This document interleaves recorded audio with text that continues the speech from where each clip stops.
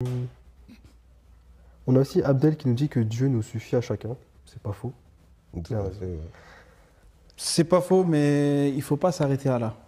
C'est un piège dans lequel beaucoup de gens tombent. Je dis pas ça en jugeant la personne ou quoi que ce soit, hein. Je pense qu'il est très sincère, il n'y a pas de problème.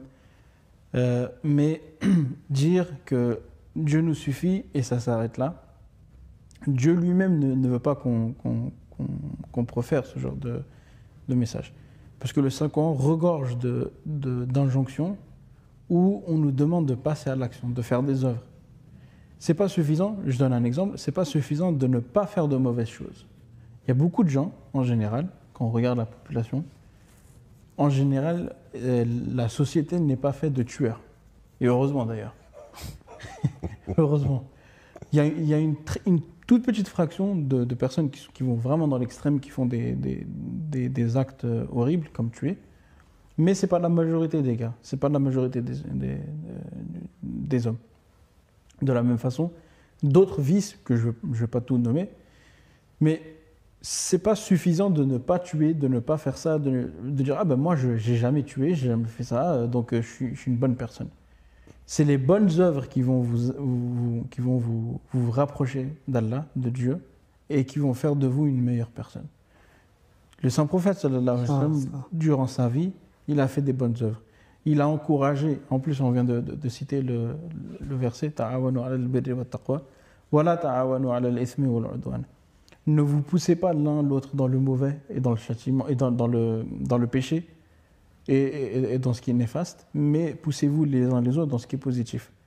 Et à chaque fois que le Saint-Coran parle de iman, de croyance, il parle aussi de amal salih, donc d'œuvres qui sont bonnes. Là aussi, il y a une petite subtilité, c'est que toutes les bonnes œuvres ne sont pas bonnes à tous les moments. Je donne un exemple. Prier, c'est bien, mais on sait que durant la journée, il y a des horaires où on ne doit pas prier. C'est ce qu'on appelle les awqat mamnu'a. Donc les moments de la journée où il est interdit de prier. Par exemple, après Asr jusqu'à l'adhan de Maghrib. Ou bien au moment où le soleil est à son zénith, ou quand le soleil est en train de se lever, ou quand il est en train de se coucher, etc., etc. De la même façon, si vous bloquez l'entrée de la mosquée et que vous êtes en train de prier, et que vous dites « Ah ben moi je suis en train de prier, je suis en train de faire quelque chose de bien », et effectivement, prier c'est bien. Mais si à cause de vous, vous êtes en train de bloquer tout le monde, eh ben, cette bonne action ne sera pas bonne à ce moment-là. En revanche, si vous vous mettez sur un côté et que vous priez tranquillement sans déranger les gens, eh ben, cette action sera bonne. Ce sera vraiment une amal salih. C'est ça donc le terme. Donc, dire que Dieu nous suffit, certes, c'est vrai, mais Dieu nous appelle aussi et nous enjoint à faire le bien autour de nous, à ne pas faire le mal, et à nous efforcer à faire ce bien-là.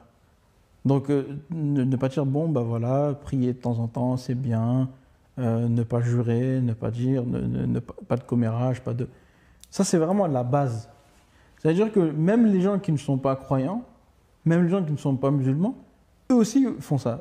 Ne mentent pas en temps normal, ne tuent pas, n'escroquent pas. Mais dire que je ne suis pas un escroc, et donc je suis quelqu'un par défaut de bien, c'est incorrect. La bonté, ça vient bien au-delà de ces choses-là. Donc ça demande des efforts. Les efforts sont nécessaires. Et c'est vrai qu'il y a une petite boutade là qu'on cite souvent pour illustrer un peu ce qu'a dit Moulabi Sab, au niveau du fait que quand les gens ont cette mauvaise compréhension, où ce qui se cache derrière cette parole n'est pas correct. Les gens disent oui, Dieu me suffit. Effectivement, Dieu me suffit du Saint-Prophète sallam et Dieu me suffit des gens ordinaires. C'est vraiment deux choses différentes. Et là, je vais donner une petite boutade à ce sujet-là. Lorsqu'une personne était en train au bord d'une falaise, et elle va pour mourir, c'est la faim. mais elle prie son Seigneur, elle dit, oh mon Seigneur, viens à mon secours, viens à mon secours. Et tout d'un coup, il y a un hélicoptère qui passe, qui lui balance une échelle, pour que, vous savez, les échelles en forme de corde, là, les cordes en forme d'échelle, pour qu'il le prenne et qu'il puisse rentrer dans l'hélicoptère. Il fait, non, non, non, moi j'attends que Dieu vienne. Et lorsque, en dessous, il y a des personnes qui disent, saute, saute, on a mis ce qu'il faut pour amortir ta chute. Il fait, non, non, non, tant que Dieu ne vient pas avec ses anges, je ne ferai rien. Et donc finalement, il meurt et il se retrouve il se retrouve devant Dieu justement. Il dit, mais Dieu, je t'ai imploré. Il a dit, moi je t'ai envoyé les échelles, je t'ai envoyé les autres pour qu'ils te réceptionnent et t'as pas compris que c'était moi qui les avais envoyés. Et finalement, il est mort comme ça.